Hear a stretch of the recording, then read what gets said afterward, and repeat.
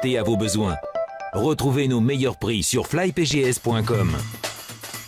flypgs.com. Ensemble sur RCJ.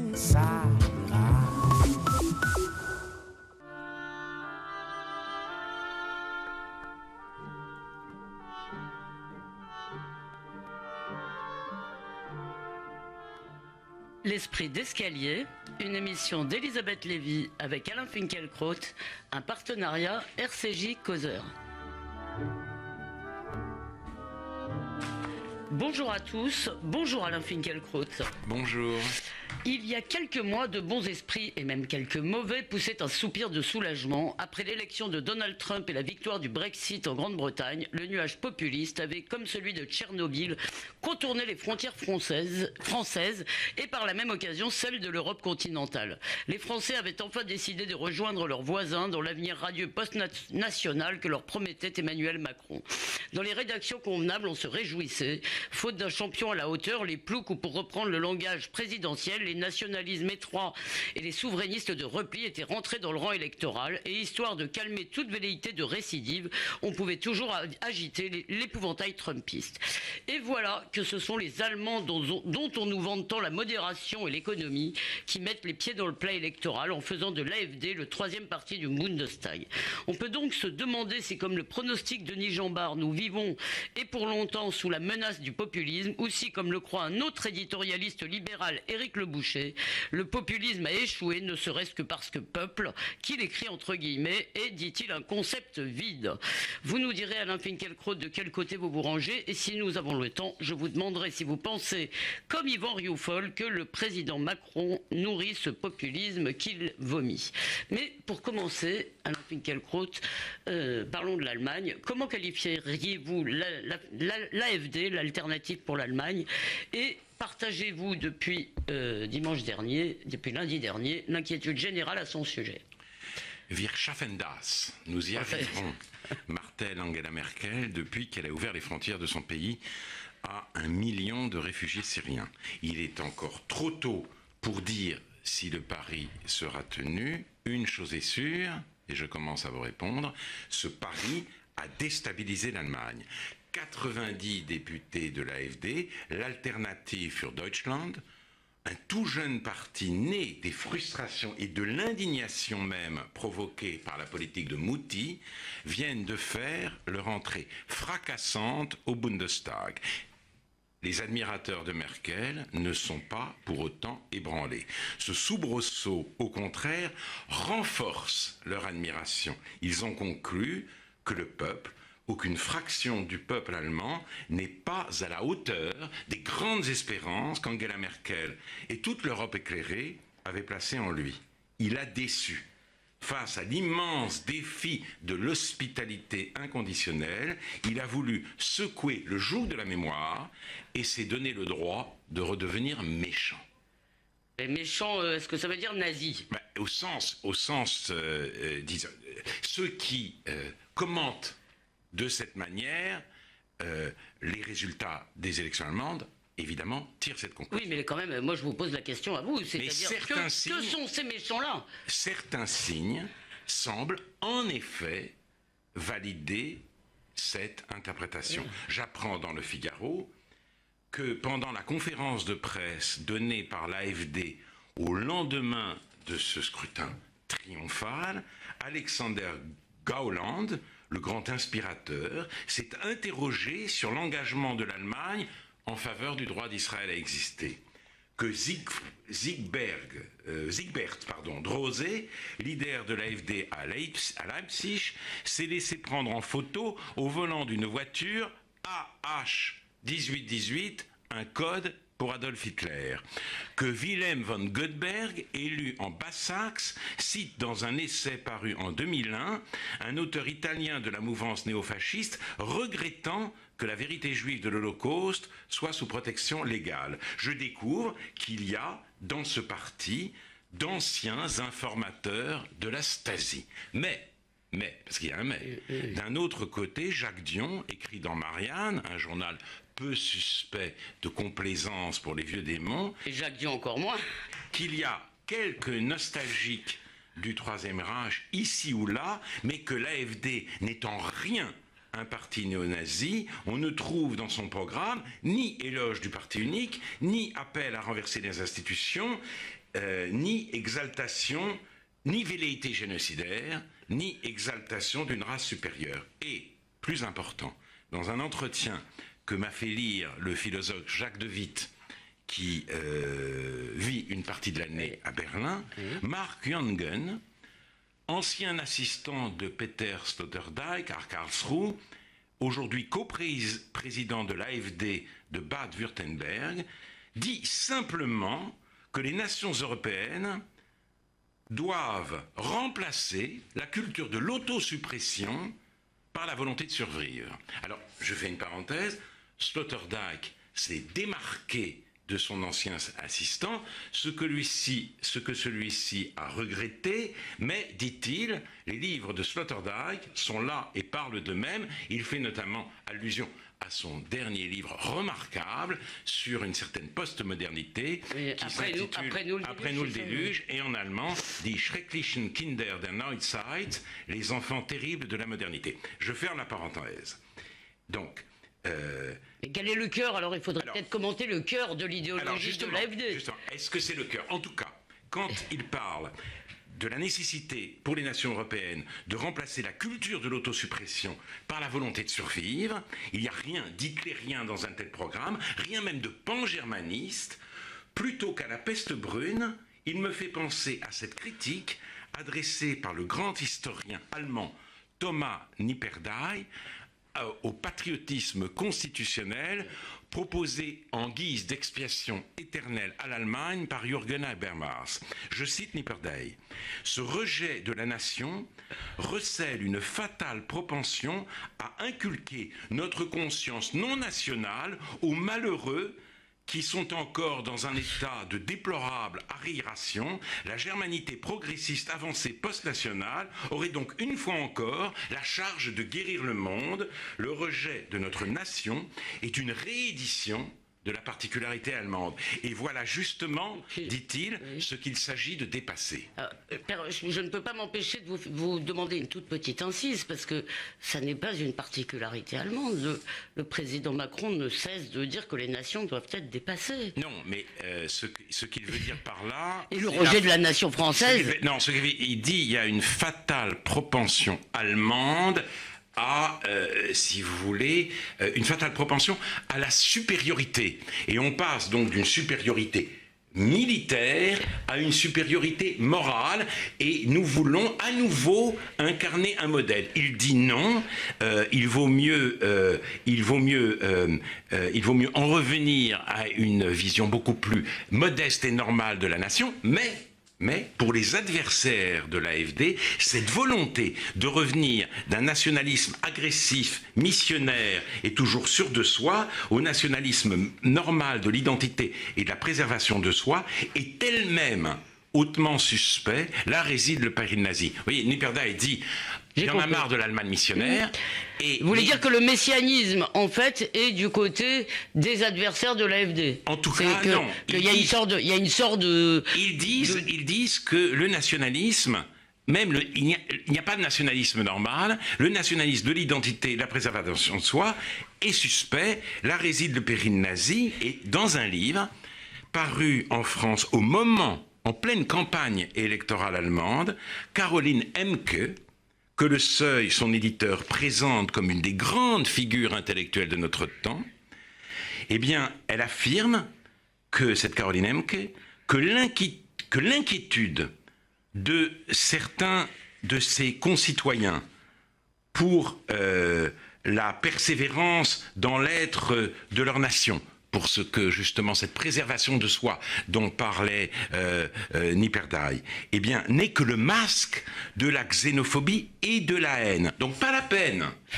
d'aller chercher des provocations ou des déclarations douteuses de tel ou tel. Le museau de Hitler pointe déjà dans le sentiment d'insécurité culturelle. Et Caroline Emke cite ce passage du livre des juges.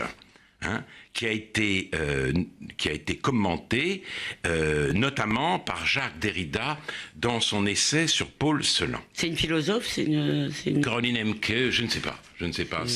C'est une des grandes figures. Elle a été reporter de guerre. Ouais, elle a couvert les guerres au Kosovo, au Liban et en Irak. Donc c'est une journaliste. Et son livre Contre la haine a rencontré un succès considérable en Allemagne et reçu le prestigieux prix des Libères pour la paix, Friedenspreis de la foire de Francfort 2016. Et donc, elle commande ce passage célèbre du livre des juges, que vous connaissez mieux que moi, Elisabeth, parce que vous avez eu la chance, vous, d'être élevée dans la tradition.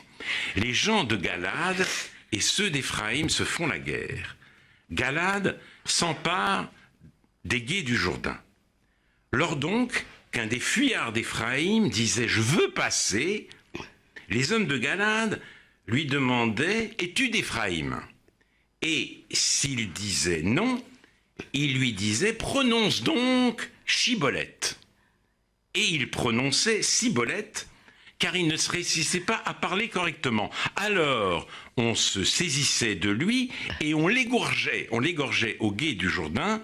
Il tomba en ce temps-là 42 000 hommes d'Éphraïm. Je rappelle aux auditeurs que Chibolette en hébreu veut dire épi de blé.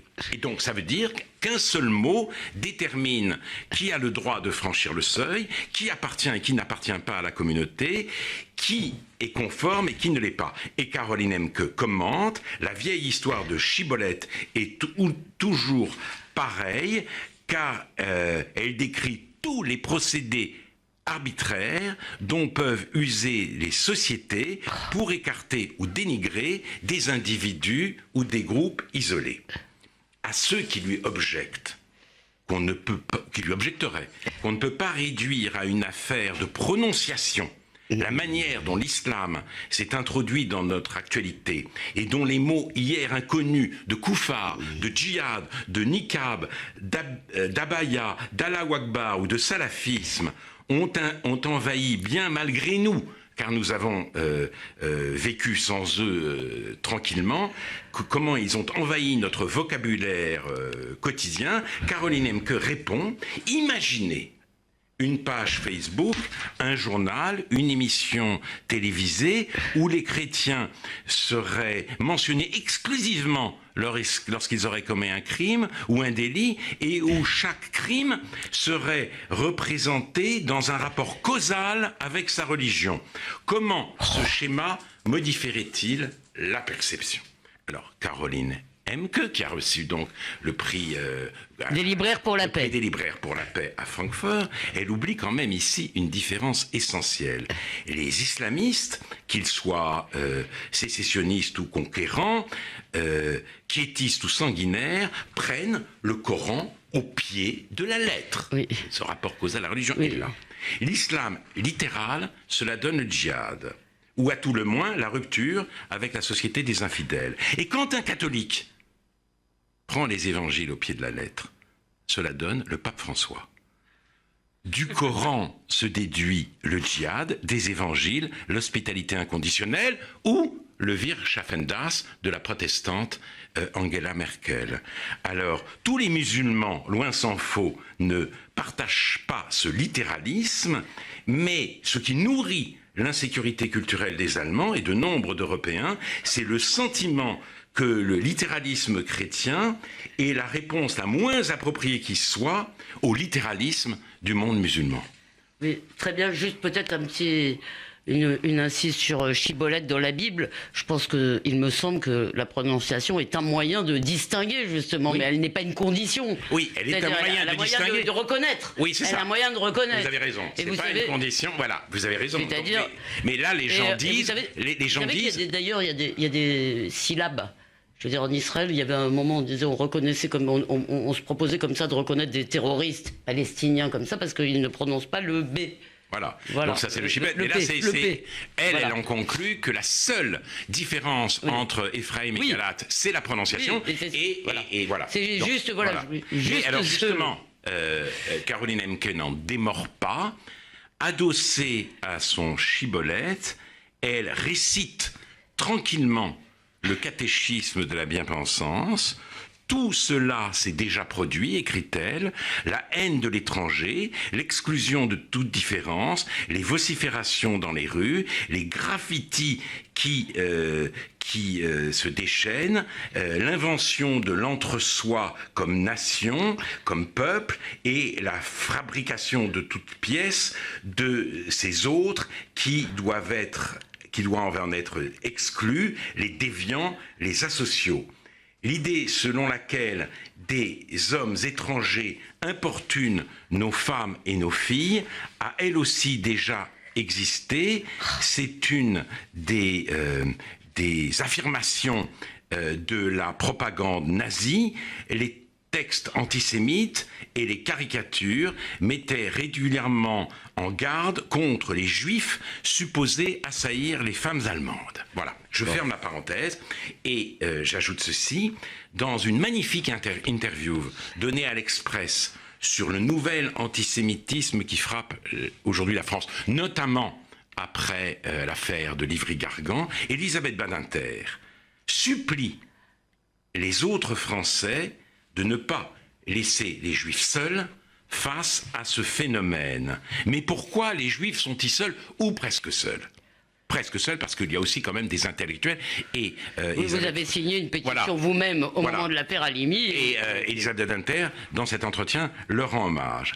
Parce que, si vous voulez, la reconnaissance de ce nouvel antisémitisme ruinerait définitivement le grand dispositif idéologique de la bien-pensance. Non, les musulmans ne sont pas les nouveaux juifs. L'antisémitisme contemporain est le fait d'une partie, certes minoritaire, des musulmans. Voilà la réalité qui menace le système mis en place par la vigilance, et que celle-ci, si vous voulez, repousse ou minimise éperdument, car il y va de sa survie intellectuelle et morale. Il est vrai aussi, ce qui évidemment ne contredit en rien votre raisonnement, qu'il y a des musulmans du coin de la rue qui se sentent effectivement agressés, maltraités par l'inquiétude qui est exprimée de façon répétée. Absolument. Et qui subissent eux aussi les mêmes phénomènes. Et ils le subissent, et c'est d'autant plus injuste que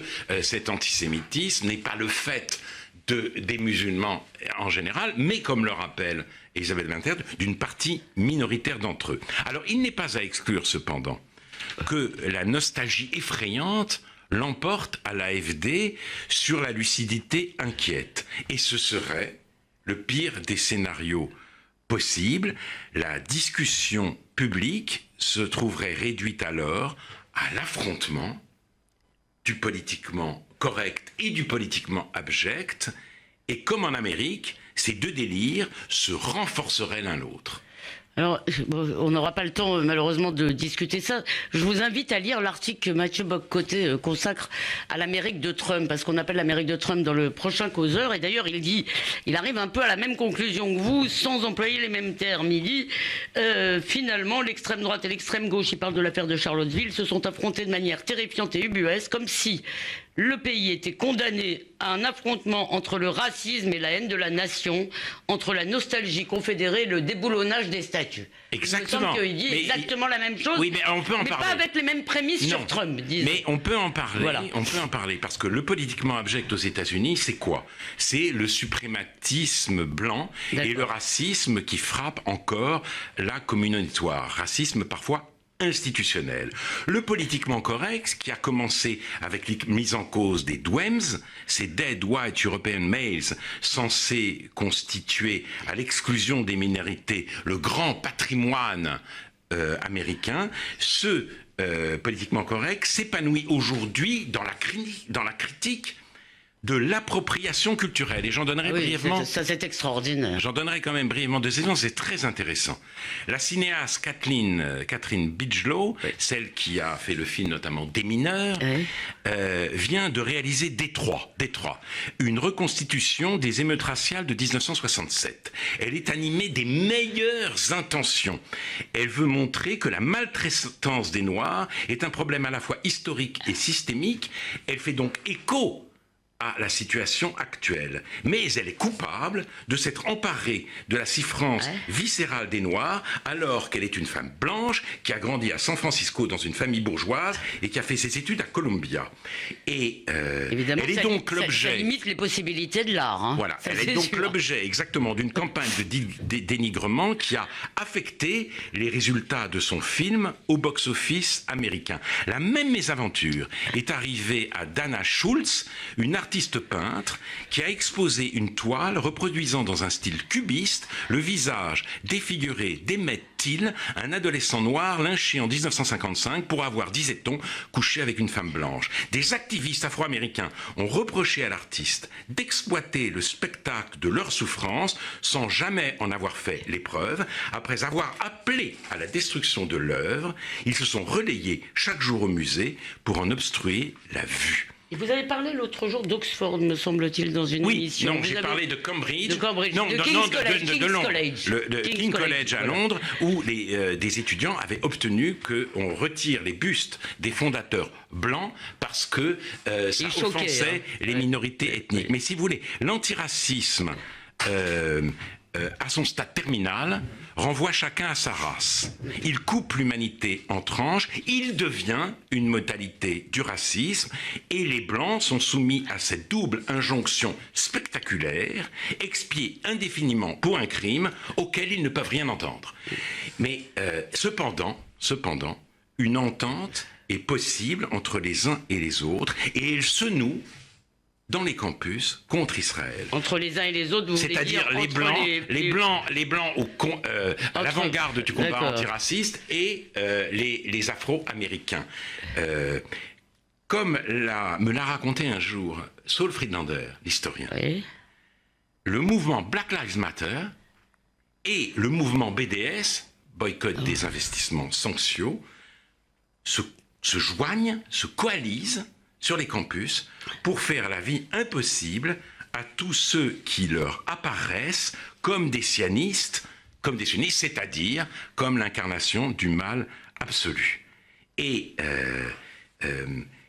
c'est d'ailleurs cet antiracisme qui, en Europe, conduit toute une part de l'extrême gauche à justifier l'antisémitisme islamiste quand il ne réussit pas à en nier l'existence. Alain Badiou et Éric Hazan l'ont écrit, l'hostilité des jeunes de banlieue envers les Juifs est fondamentalement liée à ce qui se passe en Palestine. Ils savent que là-bas, les Israéliens juifs oppriment les Palestiniens et qu'ils considèrent, pour des raisons historiques évidentes, comme leurs frères. Et force leur est de constater que les organisations représentatives de la communauté juive apportent un soutien inconditionnel à l'État raciste d'Israël. C'est du Badiou, donc. Hein. Et ça, c'est Badiou Hazan. C'est la très, très mauvaise surprise du nouveau millénaire. Devoir, si vous voulez,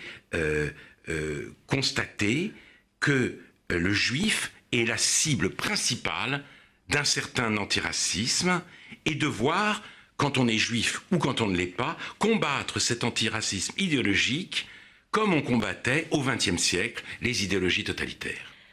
Eh bien, c'est encourageant. Cher Alain, permettez-moi juste sur l'appropriation culturelle, je remonte un peu parce que c'est un sujet qui a au moins l'avantage d'être amusant, en général avec ses lubies. Je vous invite à lire l'excellent article de Paulina Dahlmeier, aussi dans le prochain sommaire, mais dans le prochain causeur, pardon. Puisqu'il nous reste peu de temps, alors j'aurais bien voulu vous faire réagir quand même une minute. Donc en quelque sorte, le pape François est un salafiste du christianisme. C'est ce que vous vouliez dire. Mais vous avez dit littéraliste. J'ai dit littéraliste parce que j'ai eu de nombreux débats avec Élisabeth de Fontenay, même dans notre livre Enterraminé et après le livre, et celle-ci m'a mis sur la voie, c'est-à-dire qu'elle m'a dit on ne peut pas demander au pape de défendre la civilisation européenne, il est catholique, et finalement, quand il dit qu'il faut reconnaître le visage du Jésus-Christ dans tout immigré, il s'inspire directement et j'ai traduit littéralement des évangiles. Et là, quelque chose m'est apparu. Les évangiles, ça peut conduire à ça. Et ça ne peut pas conduire à l'équivalent du djihad.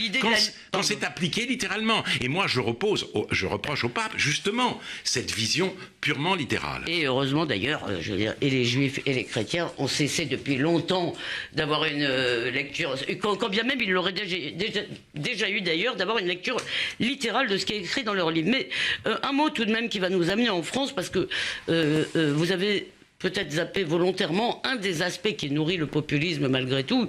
Il y a la question de l'immigration de l'islam, la question de l'Europe et de la dépossession des peuples, si vous voulez, et compte aussi, parce que c'est aussi par l'Europe qu'on les invite à entrer dans le post-national. Et de ce point de vue-là, on a l'impression que la réponse au populisme, c'est toujours plus de plus. Si vous voulez, c'est l'école, vous l'avez déjà dit sur l'école, et là, c'est l'Europe, les peuples se méfient de l'Europe, donc il faut plus d'Europe, plus d'ouverture, et c'est ce qu'a dit en fait le président Macron.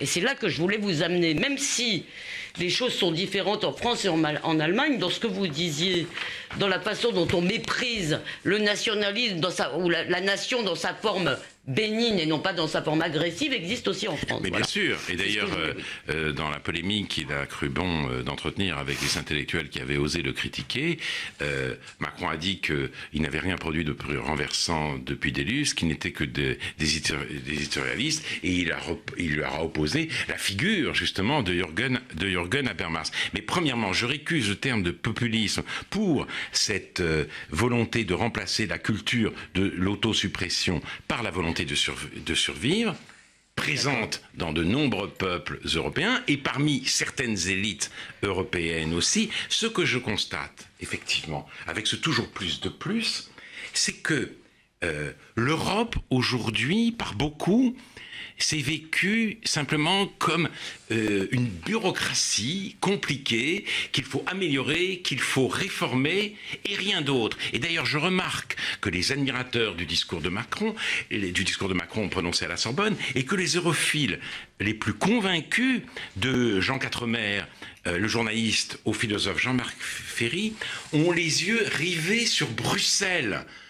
Bruxelles, c'est l'Europe. D'où d'ailleurs la sous-information dans laquelle nous sommes sur ce qui se passe vraiment en Europe. Moi, j'essaye de réfléchir à l'AfD, mais je bricole. Je trouve un fragment ici, un fragment là, mais la presse ne nous en dit presque rien. Peut-être parce que pour eux, c'est du déjà vu, mais de toute façon, l'Europe, c'est Bruxelles. C'est même pas l'Allemagne, c'est même pas la Hongrie, c'est même pas la Pologne. C'est rien, c'est Bruxelles, rien que Bruxelles. Et je trouve cette focalisation, ce rétrécissement extrêmement paradoxal.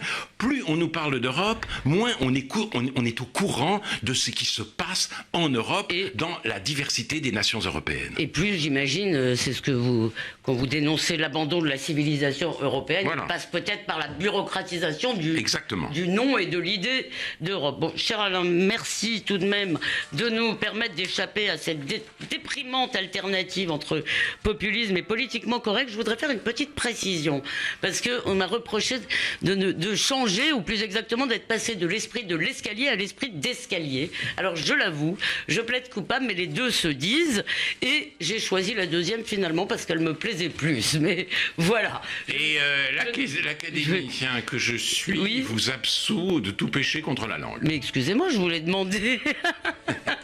Donc, vous devez même m'encourager. Et je vous encourage. Alors, d'ici dimanche prochain, on peut vous lire dans le nouveau Causeur. On peut réécouter cette émission sur causeur.fr et radio-rcj.info. Je n'ai plus qu'à vous souhaiter à tous et à vous, cher Alain Finkielkraut, de bonnes fêtes de Soukhot. Chag Sameach à tous.